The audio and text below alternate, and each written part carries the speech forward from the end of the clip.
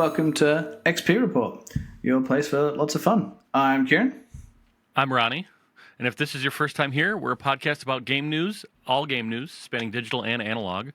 If you've been here before, thanks for coming back. Yeah, so I don't think I've had anything fun and anything going on. So what about yourself, Ronnie? How's your last 2 weeks been? And, you know, it's a little bit of the same. New Path of Exile update came out, so that's big on me. And then, as we know at the time of this recording, which is a little bit late, Silksong is now out. I'm already seeing a bunch of stuff in my feed. But personally, I'm battling what I'm assuming is an ear infection. This ear sounds like I'm underwater.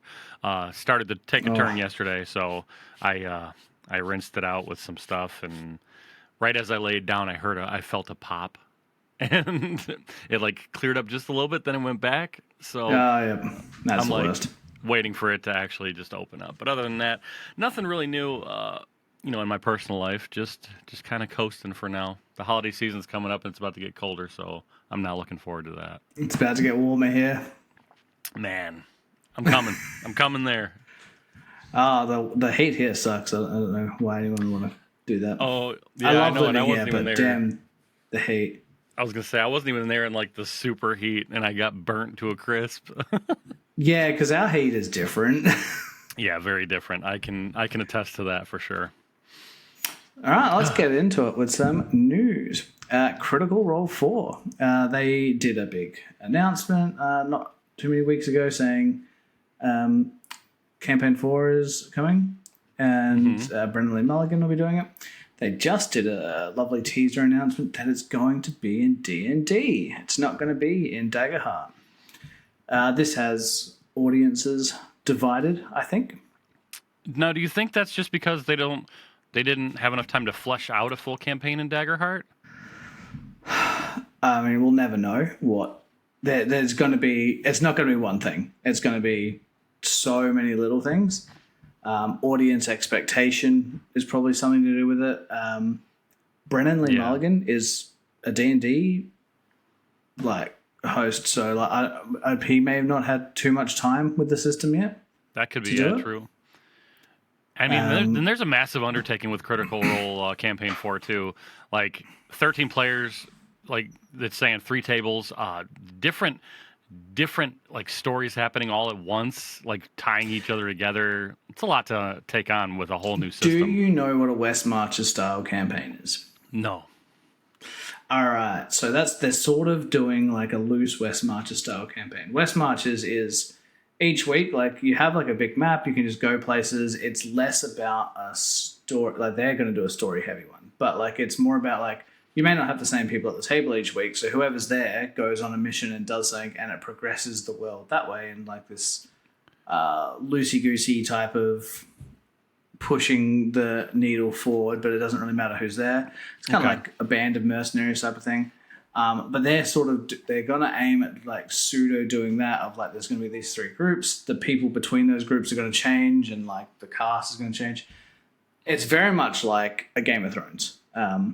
With Game of Thrones, you watch an episode, you're watching the point of view of like 6 different places at once with people at like all the way from like overseas and stuff to the north to the south to right. In certain episodes, you don't even see a main person. Okay. Exactly. So that's the kind of thing that they're going for. What do we think about D&D instead of Daggerheart? I think I'm a little bit disappointed. They did the whole spin of like, we're a company that doesn't just like spruik our own products. I'm like, sounds like an irresponsible company, but yeah. Especially if it's full launch now. Like you should definitely be promoting it. I mean, for yourself. It's they put a lot of time and effort and love into it, and they've got other people, not just the people at the forefront, depending on it too. Like they definitely want to push it. Exactly. I've seen a few people say like, do they not have confidence in it? Like, it definitely sends a message about like their involvement with Daggerheart, whether they mean it to or not. Right. Yeah. Whether it is just like, oh, they're doing this out of the goodness of their heart, sort of thing, and it doesn't mean anything, and dagger hearts fall forward ahead. Or it sucks if that, they're not seeing what they wanted to with dagger heart, and maybe they're trying to save some face here. Well, that's hard. The worst part, I think, is like, even if they're super confident in Daggerheart and they were just like, oh, we already worked on campaign 4 in D&D, et cetera, campaign 4, like other campaigns, could take years to complete, which Daggerheart's just going to kind of be there while this is happening, which is kind of tough. They've already done one or two campaign, like the mini campaigns in Daggerheart. Right. Okay. Have you seen any of those? I haven't. I've been meaning to get around to it, just to see how they do it. Because I've been playing a personal game of Daggerheart with my friends, and I like the system. If I am critically honest, it is not as...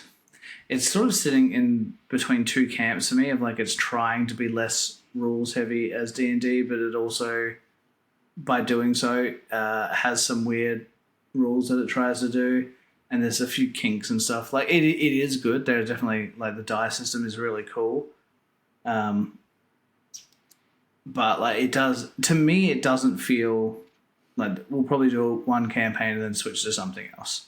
Okay. It's not going to have that staying power for me personally. D&D's gone through a ton of iterations of itself too, so hopefully, over time they make revisions and refine it, make it... They'll probably do a Daggerheart too. Like, this is their first one. I think myself and maybe some other people probably wanted more from such a reputable source. That being said, we do have to remember that these are actors and voice actors, and the people making Daggerheart, the designers and stuff, are working with... There's just a lot of different balls rolling compared to your more traditional Paizo or Wizards of the Coast. I was gonna say, and they're again they're doing their own thing. They all have their own other jobs. They take on voice acting gigs and acting gigs, and they're developing a video game. They have their show. Like, there's so many things that they're all doing. Who knows how many people are actually involved in the process of each one? Well, they've done a lot of hiring of people to actually run I'd say the product at I can't remember the name of what they are now. The Critical Role team. That's what I'm just going to say it. Yeah, Darrington Press. That's the one that came to me. Yeah. But we'll see how that goes on ahead. There's much more that we can say here. Yeah, I was going to say, surely they'll do some Daggerheart mini campaigns along the way too. Likely. It will be good. Next is D&D, revealing new subclasses.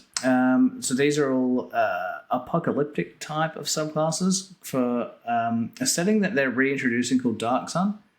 Dark Sun, for people who don't know, is kind of the Elden Ring of D&D campaigns they sort of released once upon a time. Like, everything sucks. We're all gonna die. Like, why bother? We bother because we're gonna kill some people on the way out of this hellhole. Take them with us. Yeah, that kind of stuff. So, it's been a long time since they've done this. Maybe D&D 3 they had something for Dark Sun. I can't remember actually. Okay. But it's been a while. So it'll be an interesting thing for them to bring back. I would hazard a guess that they want to catch some of because there's, I don't know if you know what the OSR is. It's like this old school revival where people want to play RPGs that are a lot more punishing, and because in D&D, you do the right spell combinations, it's hard for the GM to kill you without straight out being like, all right, I just summoned the biggest dragon I can because I'm a GM. Right. But if you're doing actual properly leveled monsters against that correct level party, it's hard for the players to lose most of the time. Okay. This is less like that. This is much more like, if you don't do the right things, you could F up. But there's a big growing of audience of people wanting to play that type of game. That's me all the way. Darkest Dungeon, Elden Ring style, and look, like with Morkborg, Pirateborg, Shadow Dark, all that kind of stuff. Okay, that's exciting. So I'm wondering if they want to compete in that. Yeah, I'm interested to read a little more about that. That is something super up my alley. I like being punished. What can I say? I think you would like Shadow Dark as an RPG. It's very well thought out. Okay. We'll have to do something if you know people that want to do it. Yes. We can get some people. Okay. Next we have, and we've been talking about the tariffs and the de minimis and all that. The U.S. executive order for de minimis duty-free import channel took effect on July 30th. Again, that's a little while back now, but they published the guidance on it on August 23rd. This is where we're gonna, I think, start seeing the shipping and custom shifts, and the nudging in prices, the delayed arrivals of physical goods in the U.S. From importers and from Kickstarter backers. So just kind of a heads up that, if you're backing projects and things like that for physical products in the U.S., you might start seeing those delays and price adjustments if need be because of all the changes that have been happening. Yeah, there's a lot of that going around. There are Kickstarters like, hey, we were going to deliver now, but we're going to wait and see what happens. Yeah, I think there's a lot of companies biting the bullet and just saying like, hey, we're going to offset some of this, but we still need to charge a bit more, but we're not going to charge a full amount. There's some companies like, we're going to wait and see what happens because like we don't want to fuck over people. And like it's not any company's fault, but like it is fucking over people. Yeah, and to if like they can buy something try and wait, thinking you're going to pay like whatever, and then like, oh, you have to pay double that. Like it turns, and RPG Kickstarters and tabletop like board game Kickstarters aren't cheap. You're paying like $200, $250 for like a collector's edition or something. Comes in a big heavy box, so you're probably paying $100 in shipping. You add 50% to that, like that's huge. Yeah. Oh yeah. And I think the worst part, and this is something that nobody can predict, is like if they hold out for hope, just it could also go the opposite way, right? So this is really, I don't know. It's them hoping for the best outcome for the customers, so that like you said, they don't got to be gouged, they don't got to have their prices adjusted, and all of that. It sucks. It is a very interesting time that we live in. I guess with that, I think some Supreme Court or some court over there ruled that the tariffs were illegal, so they're fighting that out now. Well, let's hope. So, but that's going to take ages, and like by the time they've sorted that shit out, like there'll be companies that have gone bankrupt. There has been a few tabletop studios that have closed. No, you're right. They've closed, saying like there's just not a way that we can do this. Yeah, and with the way that, without getting too political here, with the way that I've seen things happening here in the States, it just gets drawn out over and over and over again. If someone's not getting their way, someone specifically, they just keep making small adjustments, taking it back, and it's childish. So, yeah, this could take a very long time. Yeah, it is definitely hard. I know Gen Con was very busy this year for the tabletops. That being said, from people that I know that went and stuff, a lot of them had to be really restrictive. Some, especially the smaller companies. The bigger companies can wear a bit of this because they've got like a treasure trove sort of backed up, and they're like, all right, we can weather the storm. But like the smaller companies, the smaller publishers, they're working on very small margins, so this stuff affects them a lot more. And like that choice of like, it's going to cost us so much money to bring our goods to an event in America. This is for non-American publishers, which there are a lot of. There are so many European board game and tabletop studios. Like it's huge, designers and stuff. So. Because a lot of them would have already paid for like their booths and like stuff to go over, and like they've already been like 1 foot in, so they had to choose: do we lose our deposits? Do we lose what we've already put in but don't get charged anymore? Or do we bite the bullet and go in? Right. And potentially hurt themselves even further. But this is what we said a few episodes ago. We're going to see people stick it out for the things they already committed to this year. And I think next year we're going to see the real effects. Yep. And even if they reverse a lot of stuff, let's say in January they reverse a bunch of stuff, there'll be so many businesses that have already made their 2026 plan that didn't include a bunch of these US conventions. And it's going to take, everything will look fixed, but it'll take another year to go back to normal. Yep. If it does, who knows? They might find better opportunities elsewhere. Other things are going to start popping up in other parts of the world that are going to take place of this, knowing what's happening right now. Exactly. If they're smart. Well, Gamescom just happened, and that was huge. Silksong release. The first game mentioned that they're game's not opening live. Silksong. There's going to be other places in the world that'll happily take the they're going to pick up the slack. So see how it goes. Well, time to get out. being in gaming. No. Yeah, we'll see what happens. Like Kieran said though, this is all super delayed effect stuff. Whatever happens now, we're not gonna see for a while, and then if it fixes itself, we're not gonna see that for another year or so. Absolutely. So do your best. If you're a physical goods enjoyer, just try to hunker down.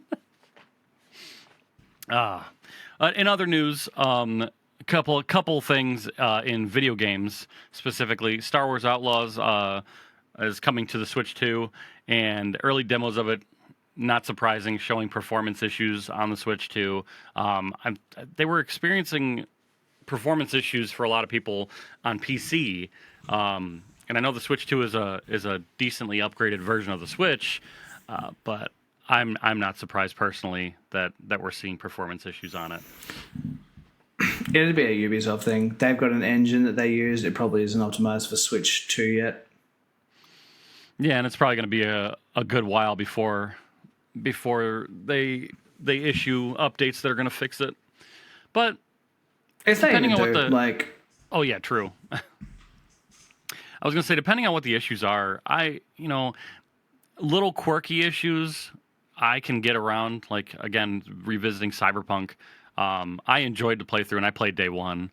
But if it's actual, crashing, jittery, things not loading, all that stuff, then that's a deal breaker. When I played Outlaws, I had one crash where I had to redo a whole mission. I'm that sucked, but it wasn't the end of the world.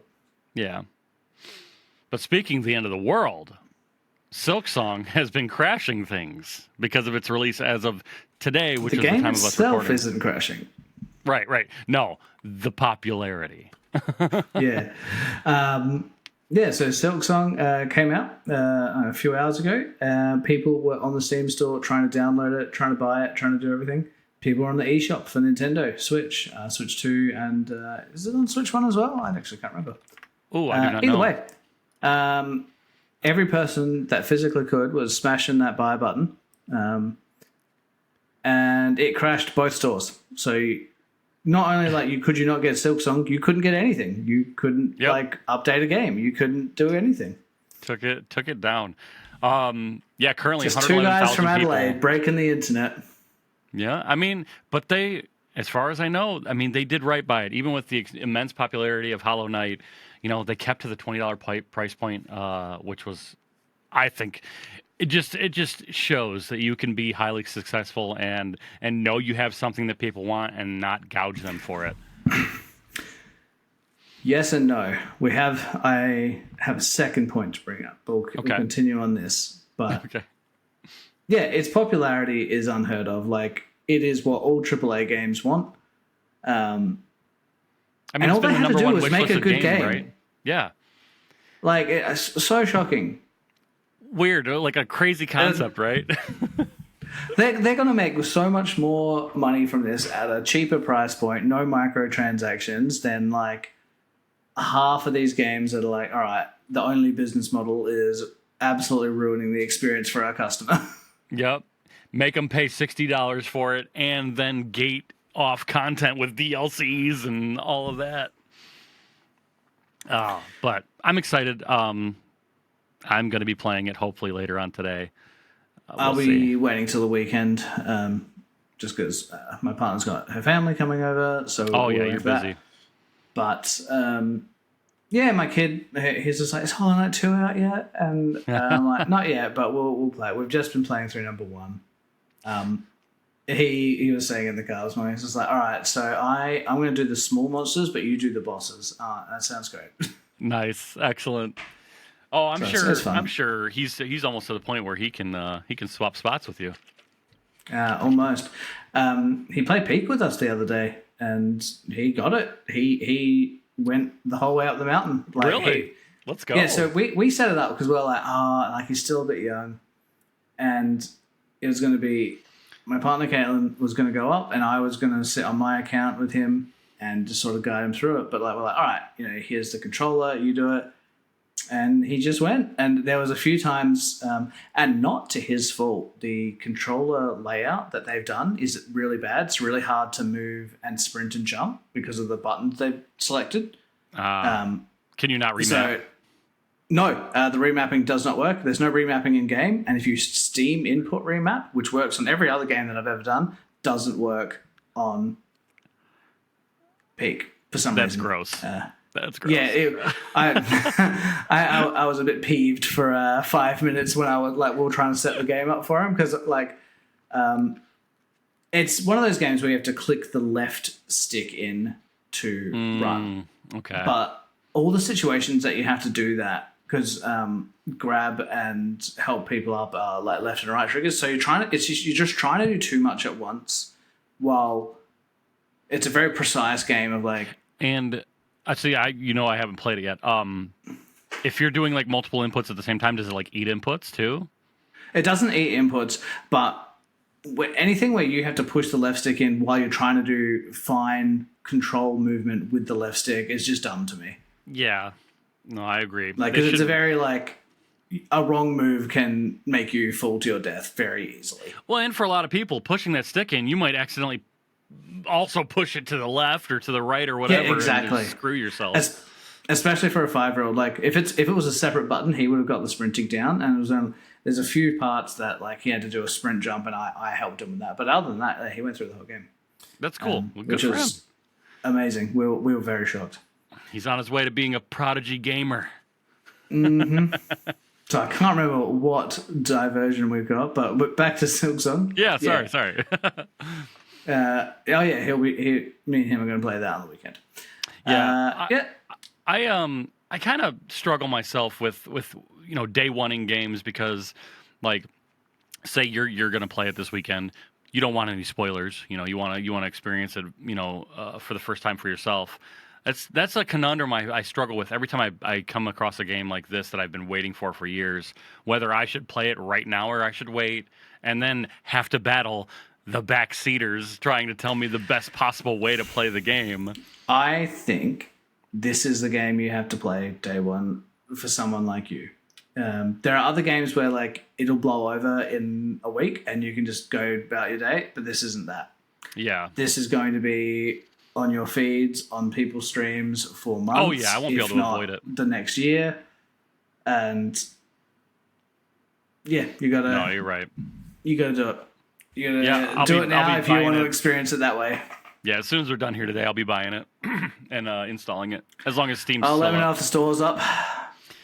Yeah, I mean, it's up right now because I went and checked the Steam charts. It's currently got 111,000 people playing.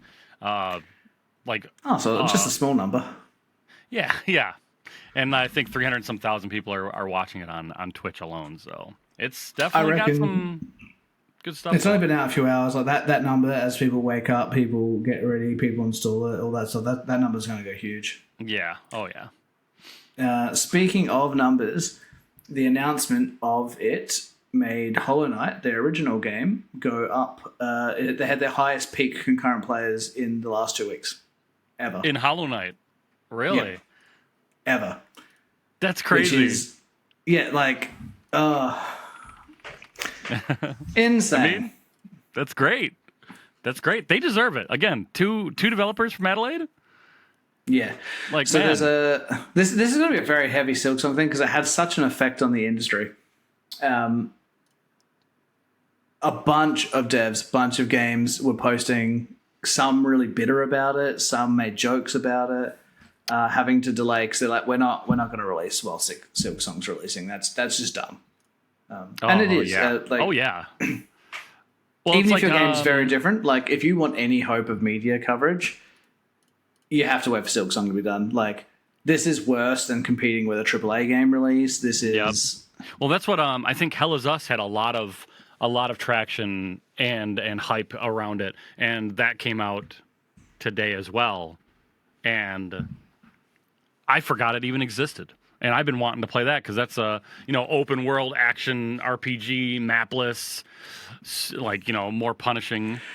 It's really hard. Like the 2-week announcement of like, hey, we're gonna release Silksong in 2 weeks. There are going to be so many games. Smaller studios won't be affected by this as much. They can move the ship. They don't have so many things set in stone. But there's your small to medium studios, which have they've already paid content creators to do things on certain days. Like there's so many things already set for this date. Moving it would cost them a lot of money that they just can't do. Oh yeah, they just gotta hope that they don't get buried. But they will. Like either way, they lose out. Yeah, they can't compete. Like you said, this is bigger than AAA studios. This is 8 years in the making, and I have every faith that they're going to deliver on it and more. I think they will. Speaking of, I did just try to purchase it whilst we were talking, and I can't. I'm getting errors while trying to buy the game. I think that's going to be a whole day problem. I am not happy. I saw a video on TikTok before we started this that he's like, I'm the god. I knew that this was going to happen, and I got it through my Game Pass on my PC, and now I'm playing. I'm like, okay. Well, I want it on Steam, so I'll wait. Yeah, I want it on Steam. I'm like, fuck Game Pass. Yeah, we've talked about that. The topic for another times. day. We've talked about it before, but yeah. Yeah. Next thing, so people are annoyed that some people were annoyed that it released, and they're like, oh, like, it's really inconsiderate. I'm like, is it? Like, that no matter when they released in the year, if they said it was 6 months away, if they said it was 2 weeks away, like, it's gonna fuck over somebody. Yeah. It sucks that it was 2 weeks away, and the people that it is affecting, like, I do feel bad for, but complaining about it is not a good look. I was going to say, that's just going to do nothing but make them look bad as well. So yeah, it's like, it's not like it's a shitty AAA company that you're like, I did it, and everyone's like, yeah, you're right, you're not right, but like, we're not siding with EA, or insert Ubisoft type company here. Yeah. But like for Team Cherry, people are like, nah. Sorry, should have known. Yeah, you should have had the inside scoop. I mean, especially like, to be honest, like, given that they gave the 2-week release date, we already knew with the reveal of the Switch 2 that it was here. They were showing gameplay. Like, you had to have some kind of a sixth sense. How many games? Like, how many things show gameplay and then it's not for a few months, maybe 6? Like, I mean, it wasn't right because that was June. And then July. Oh yeah, but I'm saying like you can't base it off of seeing gameplay in a release thing because that means nothing. Well, see, as a developer, like if I was a developer, I would have been like, oh crap, like we got to be careful here. But again, you're not going to know. Like you can pick a date and then they just come and stab you. Exactly. Some devs have been complaining about the price, the thing that you celebrated, and I think players are going to celebrate. Some people think that, like, yes, they can get away with the $20 price point. They're going to sell so many copies. They could sell it for $5 and still make a profit with handedly ease. Not to mention, there's only 2 people. They're not exactly. They don't have a ton of people to pay. Well, they've got they have lots of contractors. They work with language and stuff. Like it's 2 people in the studio. Maybe 3 now, I can't remember. But people like the price of indie games has been going up, and so it should have been. Like indie games have been devalued for a long time. I agree. So like an indie game being $40 or $30 is like it has been hard for them to reach that, and for a game at this quality to come out and then say no, games should still be 20, like that makes it so much harder for everyone else to release a game at higher than that. No, I agree, and I don't think anyone would have batted an eye if the game came out at $30 or $40. I really don't. I No, wouldn't have. not at all. I think it's really good of them to do because they know they don't need to make it more expensive. Again, it's just a situation of like both sides are right, I think. Right, I agree. It's potentially hurting bigger indie studios or people that have just spent years and years. Not to say they haven't developing their games and maybe having to justify a higher price point to just recuperate and maybe come out just a little bit higher than what they've invested. Exactly. And not knowing, obviously, like the best indie game in the world could come out tomorrow and not sell nearly as much as Silksong because that's just the way the world is. Yeah. So it's tough. Oh yeah. So I think that's all of our Silksong stuff. Yeah. I mean, we'll have more to talk about in 2 weeks. Believe me. We'll wait.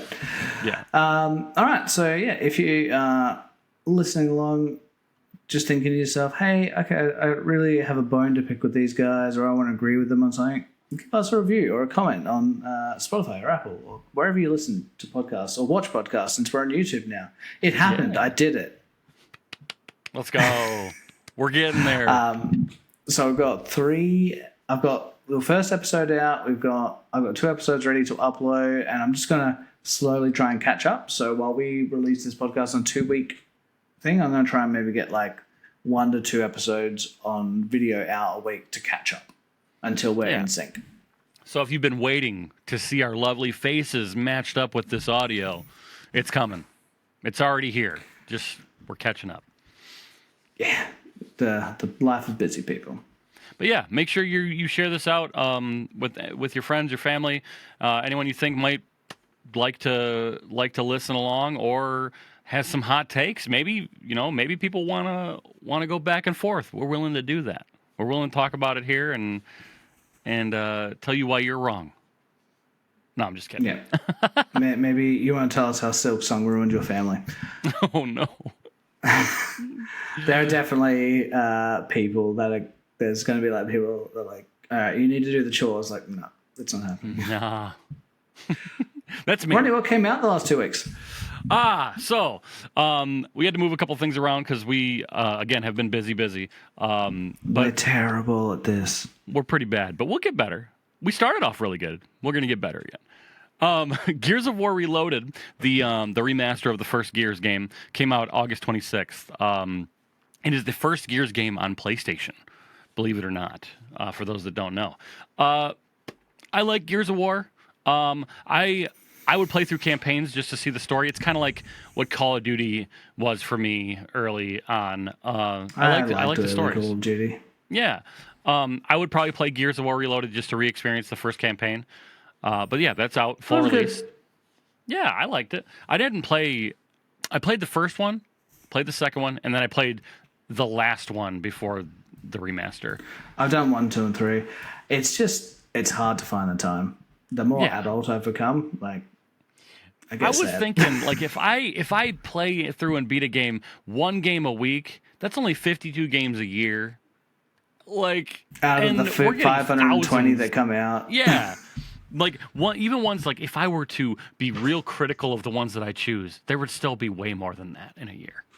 Like, so it's just, you're fighting a losing battle. You really have to be super picky these days. It's such an oversaturated market. It's really, it's good and upsetting at the same time. Exactly. Well, that's why, like, I'm kind of like enjoying what I've been doing was like, I do 60-minute impressions on my YouTube now.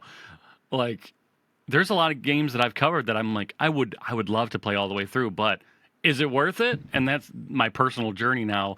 I haven't revisited any of the games I've been covering yet. There's probably like 3 I really do think I should go back and do. One of them being like Lens Island and Lens Island looks good. yeah, and Overland. That played really well too. And then 2 that I just did, I think Tiny Bookshop, which I know a lot of people really like, and Discounty. Those are really fun. But yeah, you got to pick your battles, so be a little more picky with your games. And speaking of, re-releases, Metal Gear Solid Delta Snake Eater came out August 28th. They kept a lot of the, if not all of the charming stuff that Snake Eater had. You've got the hour-long ladder climb and things like that in the game. Looks really good. Helldivers, stupid shit like that. I know, I love it. Kojima's great.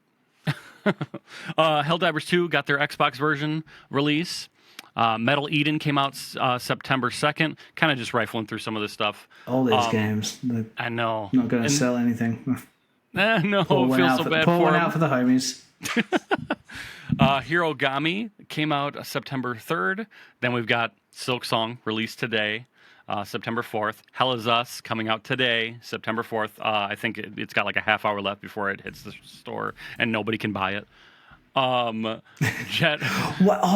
didn't even think about that. These games that are coming out can't even be bought right now. Dude, their numbers are going to be so skewed. It's going to suck. They're going to be like, we failed? Okay. Yeah, hopefully that day one sales is so important to the Steam algorithm.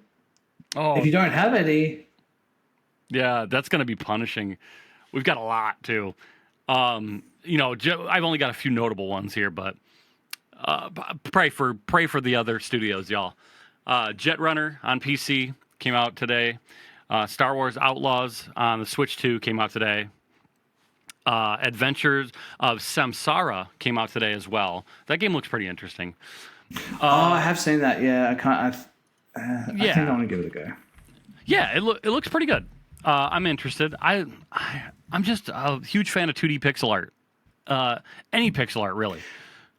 It's something charming about pixel art.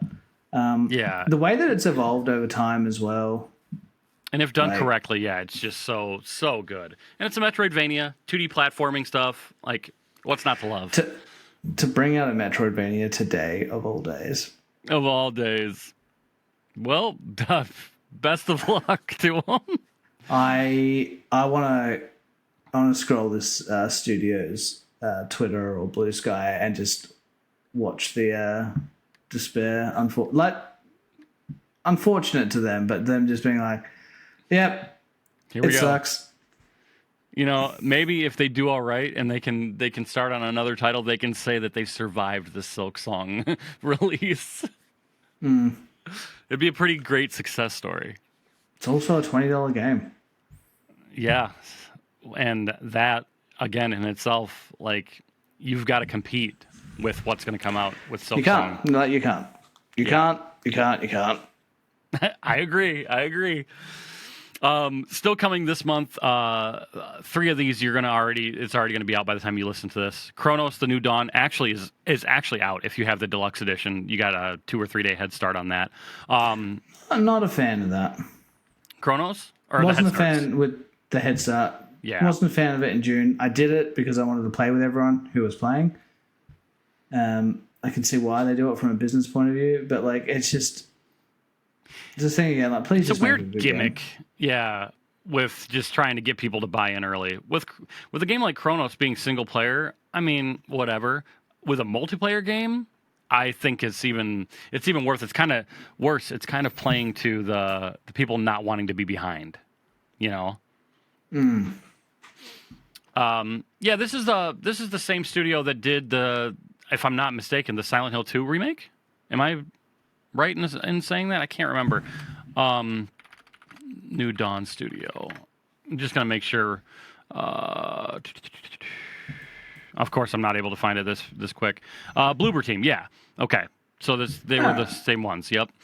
So from a horror game, standpoint, it should be good. Silent Hill 2 remake was pretty incredible. Yeah, I only heard good things. Yeah, that's September 5th, which is tomorrow at the time of recording this.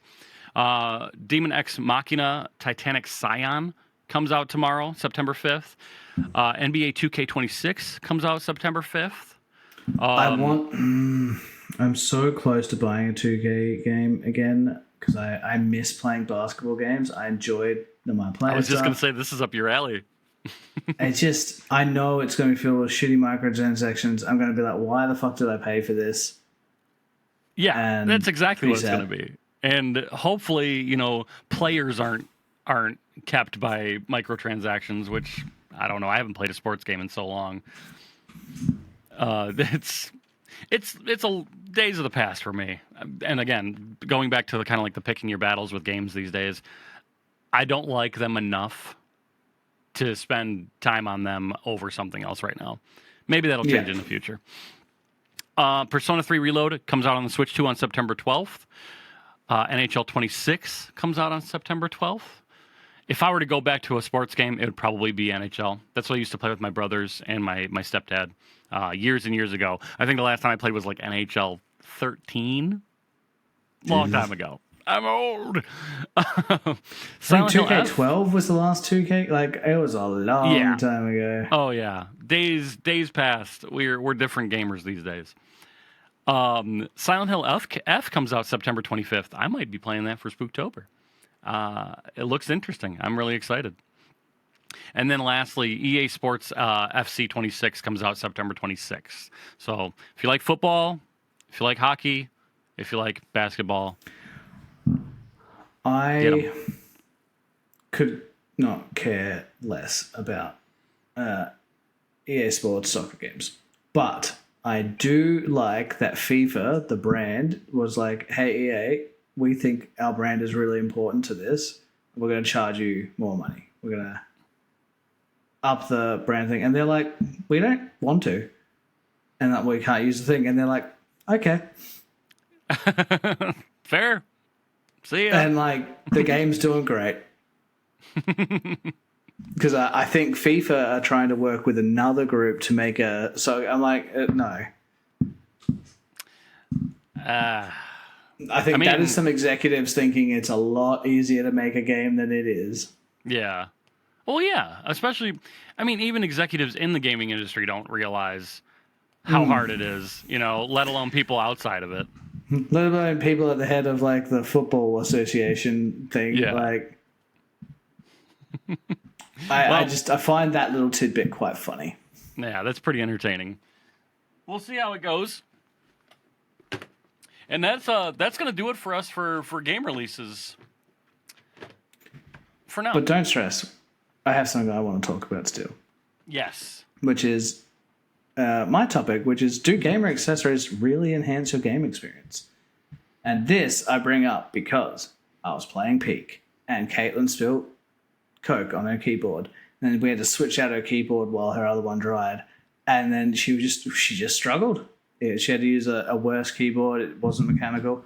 And a lot of it was probably to do with her using a keyboard she wasn't used to. But just... I have a feeling the quality of things does improve some of those little things, at least minusculely.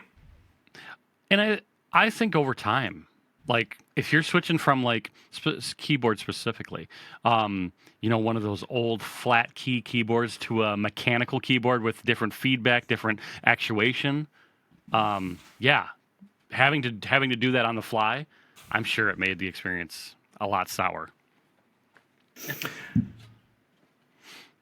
That, and I think, like, if a keyboard feels nice, if a mouse feels nice, that's going to get less in the way of your experience. Mm-hmm. If it's not failing as much, not missing... Not that, like, any keyboard misses a keystroke, but, like, there's just that something about feel which allows you to get more ingrained in your experience. Well, yeah, with the muscle memory, again, keyboards, all keyboards are different, right? So your muscle memory comes into play. If she was using a keyboard that she knows how far, you have to push down to make that response happen. Going to one that's completely different, I'm sure it was a struggle. I definitely would have thought so.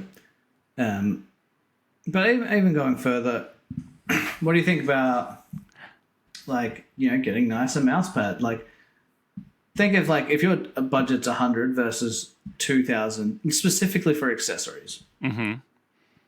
Not like your main machine. So let's say you've already got the best machine ever, and you're just limited by accessories. Like, You're how enhancing much that of a experience, difference do you think could you make that better? Oh, I mean, depending on the games that you play. So I specifically, speaking on mouse pads, when I was living with my other roommate, right? When I was living with my other roommate, I couldn't have a mouse pad because he had cats, and they would knead on the mouse pads and ruin my mouse pads. While I'm not around, just get up and just tear them to shreds.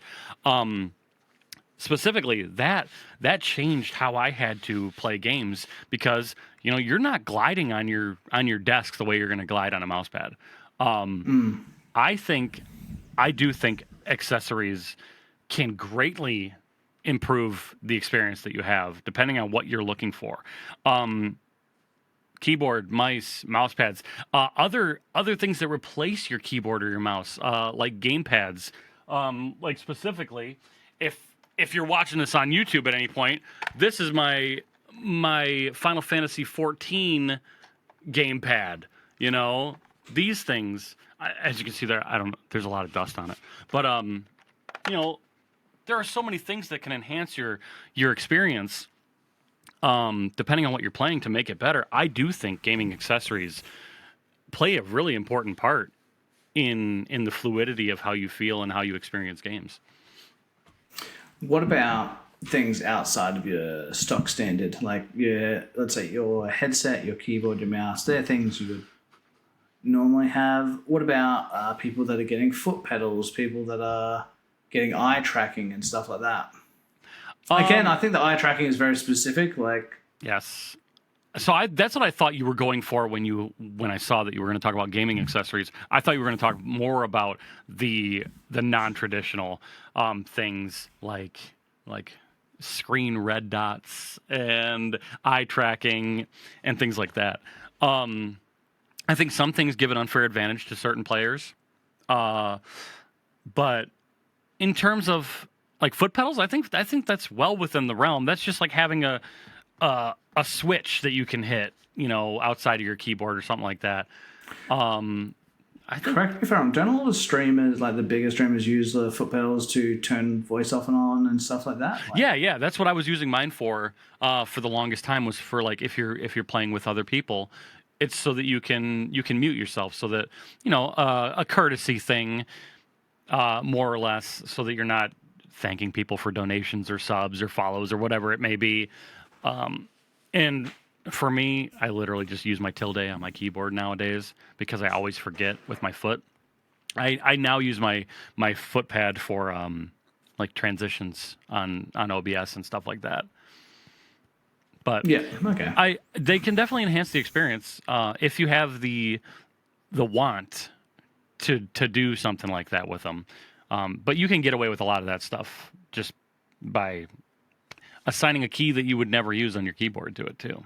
My keyboard has so you got F1 to F12, but I've got another 12 keys, which are the F13 to F something. 24, so yeah. I have 12 extra keys to assign to just whatever I want. That's so cool. I don't think have I seen a keyboard with that many on it before? I don't know. So it's down the side. It's not up the top. Okay. But yeah, it's cool. Well, I guess with my I had a Logitech keyboard that had G keys that could be assigned to anything. Yes, you can do that as well. Okay. I have since. That's why I kept a 100% keyboard for so long, because I would use the numpad for hotkeys for like sound effects and things like that, for streaming specifically. I can't use a non-100% keyboard. It is blasphemy to use anything but. The only problem I have now is that I went to a standing desk and I lost 8 inches of desk length, and I don't have any room. My mixer, my keyboard, my mouse, my Stream Deck, all that stuff sit here, and I don't have any room, so I had to. I think you should put your mixer and your Stream Deck on a arm stand, so they're out of the way.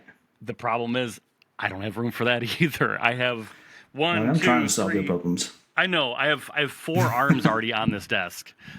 Jesus. One for 2 monitors, one for another monitor, one for my camera, one for my microphone. I don't have the room. I need another foot of length, I swear, and I'll be just golden. But that, again, that's another thing. Those also are gaming accessories too, to enhance the experience. You know, arms and things like that to free up space so that you can have the room to play your games. People underestimate the difference in gamer. You know, some people like really high sensitivity where you can barely move your mouse and it's just on the other side of the screen.